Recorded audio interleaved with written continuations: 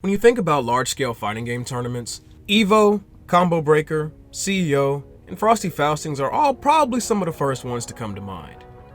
Over the years, these tournaments have all proven themselves to be some of the greatest fighting game tournaments of all time, bringing together the hype and sense of community that comes with playing them. But what if I told you there was a tournament series that had come before? Something just as monumental as an EVO, having all the showmanship and theatrics of a CEO, or even having the rock concert-esque aesthetic of a Combo Breaker, all rolled into one experience. This is the story of one of the most prestigious fighting game tournaments of the 2000s. Enter Super Battle Opera, a tournament series run for the fans, by our neighbors in Japan. Bars. This may sound like familiar territory, and that's because it is, as SBO has every bit the grassroots community-driven passion poured into it as the early Evolution days, and it continues to be felt even today with more contemporary tournaments. Now, I'm going to take y'all back in time for a bit. Back through time and space.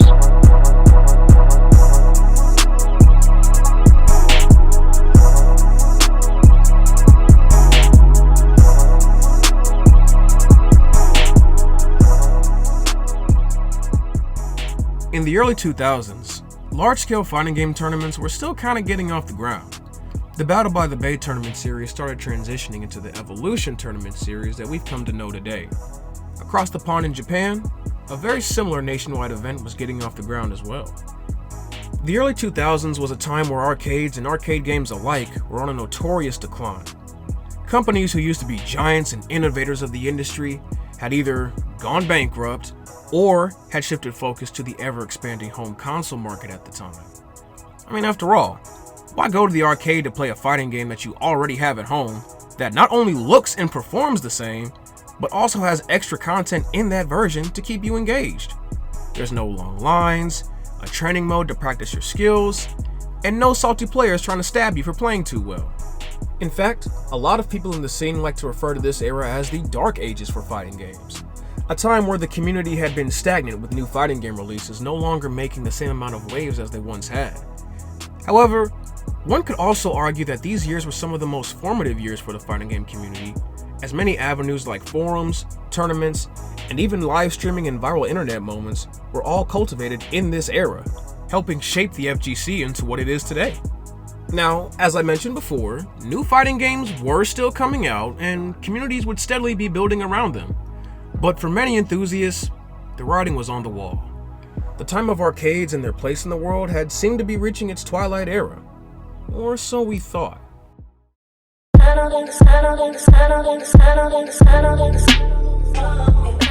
Now, before we start talking about Super Battle Opera, first we have to talk about a magazine called Monthly Arcadia. Published by Enterbrain in 2000, Monthly Arcadia was an arcade game-focused magazine for Japanese gamers. There was a variety of content ranging from information on the newest arcade games of many different genres, catalogs for anime and gaming merchandise, and even segments discussing the history of older arcade games. In short, this was a magazine for the culture. For more information regarding this and other arcade gaming mags, I highly recommend you check out GuileWinQuote's video on them, as he goes way more in depth about Japan's arcade gaming publications. There's loads of good information there, so I'll provide a link for that below. Monthly Arcadia was a hit with readers across Japan almost immediately. Its variety of content attracted gamers of all types, whether you're into fighting games, shoot-'em-ups, racing games, or even rhythm games, demonstrating that there was still an interest in arcade games even in these times where home consoles were starting to catch up. By early 2000, Arcadia had hosted its first ever major event, then named the Arcadia Cup, a tournament for typing of the dead, an offshoot of the acclaimed House of the Dead game where instead of using a light gun to kill zombies, you kill the zombies by typing at them. This was kind of a thing back then. I wonder if there's like a typing game community out there I don't know about. Is there a TGC? Either way, the event was a success, with even the director of the game appearing personally to commemorate the event. And you know, that's pretty cool. This was a far cry from what these tournaments would eventually end up becoming. Instead of sweaty arcade rats, the competitors were all women working office jobs. Even so, for Enterbrain, this was only the beginning, and they knew they could expand this format into something bigger. This one event would end up becoming a beacon of hope for the culture, The fighting game players who had remained competitive in these arcade circles had never truly left, and soon they would be granted an opportunity in the spotlight once again.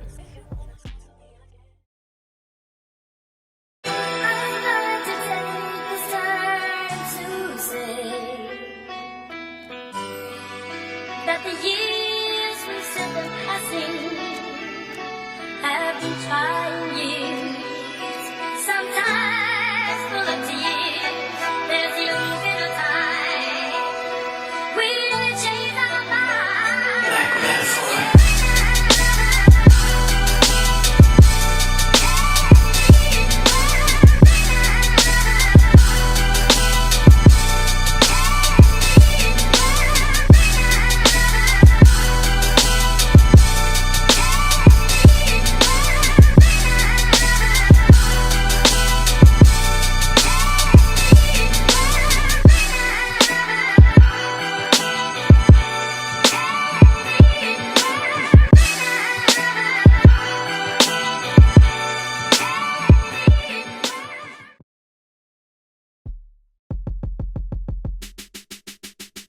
By 2003, Arcadia Cup was now the Togeki, literally translated as fighting play, or the much cooler sounding Super Battle Opera. Instead of a small area in an arcade with a dozen or so pro typists, this was now an arena, and everybody could enter the fray, due in no small part to Enterbrain's sponsorship of the event. So here's the breakdown of how it worked. The qualifying rounds would begin in the spring, usually around April. These qualifiers would be spread throughout arcades all across Japan over the course of the summer. Then, once the players had been qualified, the finals would begin over a 2 to 3 day period the following August in Tokyo. Depending on the game, the players either compete individually or in teams of 2v2 or 3v3. SBO was also single elimination, meaning if you or your team loses even just one set, it's over with. There was no losers bracket in a tournament like this. Enterbrain basically said this fighting game shit get serious. With its first year under its belt, SBO was a critical and commercial success. This strong start would be just what Enterbrain and the FGC needed to bring the hype back to arcades. Japanese fighting game players finally had a more mainstream outlet to show their strength, and Enterbrain saw that there was still a future to be found in competitive arcade gaming. The games included were a mix of the newest fighting game offerings at the time like Virtua Fighter 4 Final Tuned and Guilty Gear XX, retro classics like Super Street Fighter 2 Turbo, and games like Melty Blood at Cadenza, the first arcade version of what started off as essentially an indie game for PC, but now it got its first shot in the biggest fighting game tournament that Japan had ever seen. SBO was such a huge event that some fighting game developers developed versions of their games specifically around the tournament. Take 2009's King of Fighters 2002 for instance. While it was featured in 2010's SBO, a number of gameplay features were made to balance out the game for the tournament. Not enough to be a completely different game, but enough for SNK to sell the Togeki version alongside the original. Nowadays, the SBO version of the game is pretty hard to come by, and fetches a pretty hefty price tag on secondhand sites if you do come across it. Oh no, this ain't bad. 2010 was kind of a weird year in general for SBO, but I'm gonna get to that later.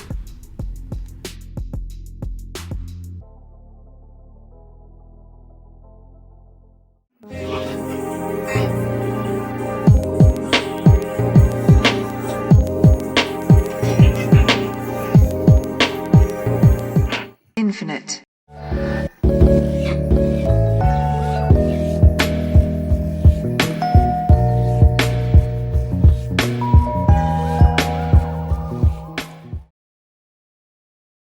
The games featured at SBO would alternate as the years went by, and the series would go on for almost a decade.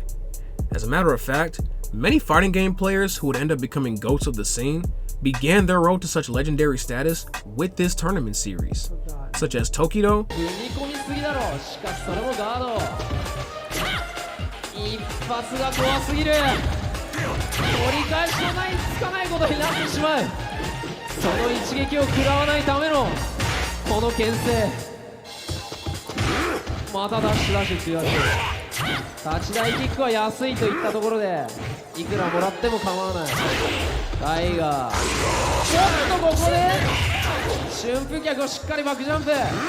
レベル2を吐き出したが、ここで折り込む。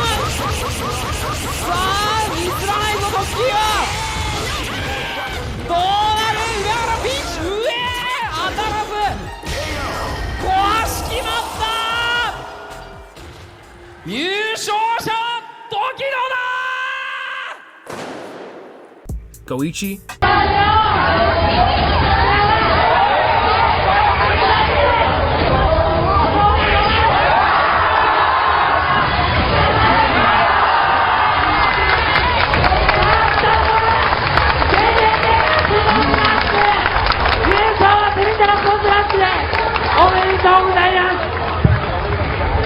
さあ優勝チームに話を聞いてみたいと思います。ではどうぞステージセンターにお越しください。今の気持ちをそれぞれ教えてください。 And the beast himself, Daigo Umehara.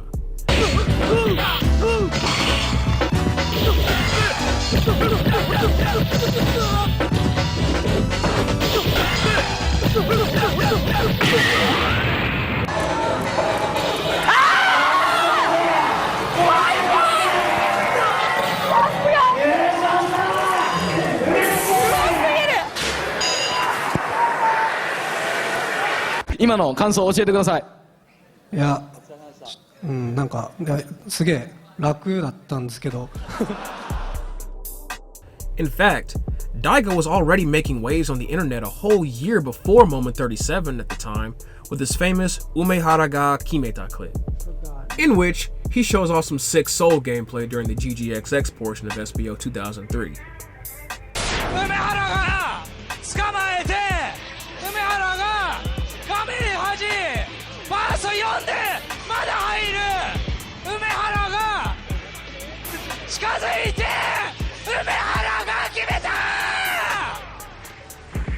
A few months after each event would wrap up, Enterbrain would also publish official SBO DVDs. These were all divided by game, so if you were a fan of a particular game featured, you could just buy the DVD for that game, instead of having to comb through hours of footage just to get to the game you did like. These were something of a holy grail for fight fans of the 2000s. Before you could just look up high-level bouts of your favorite players on YouTube, your best bet of seeing true high-level gameplay was finding a way to cop one of these. You can even still buy these secondhand on sites like eBay. As a matter of fact, I even have a DVD from SBO 2004 that my girl got me for Christmas. This one's got Third Strike and Vampire Savior on it, two of my personal favorite fighting games of all time. She was so real for that. These are Region 2 though, so make sure you have a Region 2 DVD player before picking one of these up. Arcadia had created a coliseum, and its players were like its gladiators. You can see this reflected in its atmosphere. The low, dim lights, the torches lit at all corners of the main stage, the arcade cabinets sitting at opposing sides right at the center of the arena, even down to the fact that the opera would be held in an actual martial arts arena for a few years. It felt more like an underground deathmatch competition than a video game tournament. It was something out of a Baki episode. And that was the point. The stakes in this tournament itself even reflected this high-pressure atmosphere. The stadium-like arena, the Jumbotron showcasing assorted clips of high-level gameplay to get the audience energized for the finals of their favorite game, the dramatic walkouts and pre-fight interviews with the competitors. The more you think about it, SBO has all the makings of a modern sporting event, because this was, in effect, esports before esports.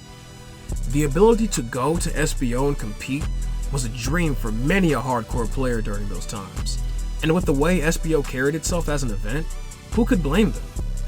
This was one of the only events at the time where players finally felt that their hobby was truly legitimized. There was now faith that fighting game competition could be treated with the same amount of dignity as any other sport.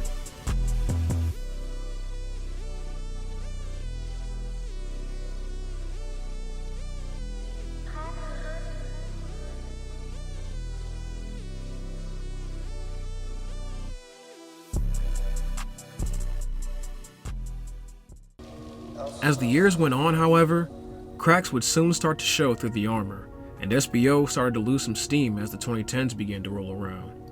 Some were starting to prefer the more lax, double elimination style of tournaments here in the West, while others hated the idea of streams for the event now being pay-per-view online. Even so, The event would go on to be held in high esteem, and events would proceed as usual until the summer of 2012. This time, the event would no longer be held in a stadium or a convention center as previous years, but would instead be held outside. It wouldn't even be its own standalone event anymore either. Instead, SBO would now only be part of a greater gaming convention known as Game Summer Festival 2012. SBO would no longer be held in Tokyo either. Instead, it would be held in Narita, which is a good 2 to 3 hours away from Tokyo. Because of this bogus-ass location, some opted the trip was not even worth the trouble and didn't bother going. This led to SBO 2012 having some of the worst attendance in its history. Those that did make the journey would be met with 95-degree heat, an ungodly amount of screen glare, and not enough shade from the scorching summer sun. It was clear that this event was not run nearly as well as it could have been, as it was reported that some of those who opted to leave early ended up sleeping on park benches for the night, since the location was just so out the way. After tons of backlash and criticism from both players and spectators alike, it was announced that SBO would be suspended for the foreseeable future, and just a few years later in 2015, Monthly Arcadia would cease production as well. To this day, no one knows 100% for sure what had led to the poor way SBO 2012 was handled. It's especially weird considering how well they used to be run just a few years before. Did Enterbrain bite off more than they could chew with its budget and this was the best they could manage? Were fighting games as a genre just losing steam and they just decided it wasn't worth the risk? Was there even a need for a competition like this in the new era with the rise of more international tournaments that were just run more professionally? Whatever the answer may be, it's undeniable that SBO played a crucial role in making the competition around fighting games what they are today, and we see the fruits of this labor of love in the events we currently enjoy. Honestly, it's kind of a shame that there isn't another tournament like SBO in this day and age, because with esports becoming more and more popular and legitimized by the day, a tournament like this would definitely fit right in. Yasuaki Matsuda, who many in the FGC know as Matsuda-san, is one of the co-founders of SBO and is also responsible for the legendary Cooperation Cup Third Strike team tournaments and currently runs Game Newton Arcade in Tokyo. When asked about the subject of SBO by 4Gamer, he had this to say. I was really disappointed with the end of Togeki, and I still think it's a shame. That's not why, but I've been thinking about continuing national tournaments for each title, such as the Virtua Fighter Beat Live Cup and the Street Fighter III Third Strike Cooperation Cup. I don't have any negative opinions regarding esports at all. I don't want to sound too long-winded, but if the word esports leads to the creation of various jobs, I would welcome it. There are many games in esports, but in Japan, fighting games, which are just one genre, are being pushed hard. In that case, if there is anything we can do, we want to back it up and provide a place where players can play more active roles. About 10 years ago, I suddenly realized that I love games, but more than that, I love players who devote themselves to them. These guys aren't just otaku, they're cool, so check them out! And that last quote to me is really what it's all about at the end of the day. While there may not be another SBO for the foreseeable future, we can still appreciate the tournaments we have today and look back on how far we've come. Super Battle Opera was born at a time where arcades were basically on life support. If we're being honest, the scope of something like SBO at that time really should have been impossible. Yet miraculously, it would end up lasting for almost a decade. And all of the time, effort, and money that went into this production was all created from one idea. Fighting games are dope, and more people should play them. And as a former SBO champion once said, just one thing I want to say. Fighting game is something so great. esports is something you can cultivate a career out of now. And it wouldn't have been possible without people just like you and me getting together and being passionate about the hobbies we enjoy. So at this point, I say to you, go pick up a fighting game today. New or old, it literally doesn't matter as long as you think it's cool. Because I promise, there is a community for whatever game you're into. And I think that's one of the most beautiful things about our community. Hell, a lot of the games that were once SBO mainstays are now free on Fightcade with excellent rollback netcode. So start there maybe.